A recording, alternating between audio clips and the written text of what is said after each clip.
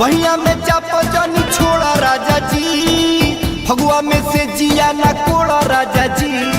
गाड़ी से बड़ा तरह का है प्यार। भैया में चापा जानी छोड़ा राजा जी, फगुआ में से जिया ना कोड़ा राजा जी।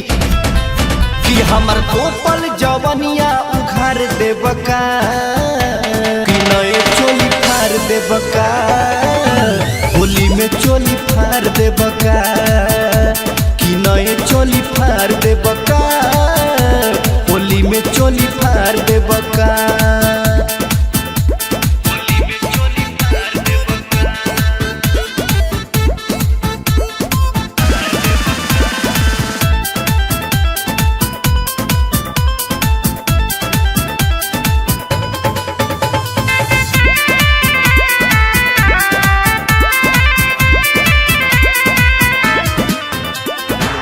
ऐसे न खींचो अचारवा ये राजा, लागता बड़ी लाज हो। सटी के रंगवा डालना पजरवा, कहतनी हम आज हो।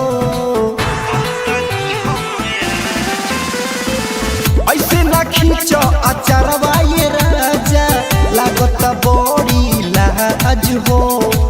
सटी के रंगवा डालना पजरवा, कहतनी हम आज हो।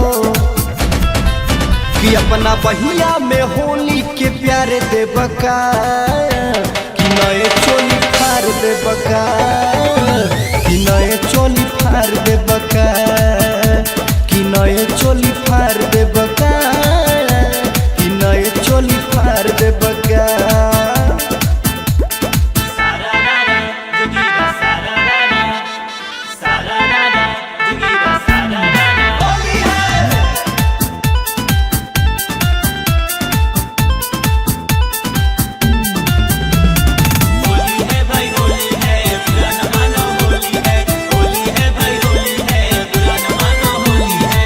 मंजित मेहरा का कोई तोहरा कोरोना ही गिंजन हो।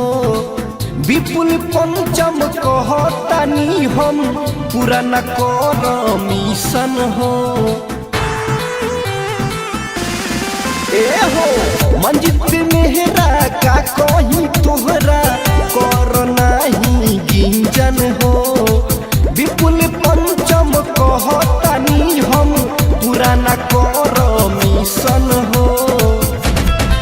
कि जबरी के आकाश में जमारे ले बका, कि नए चोली फाड़ दे बका।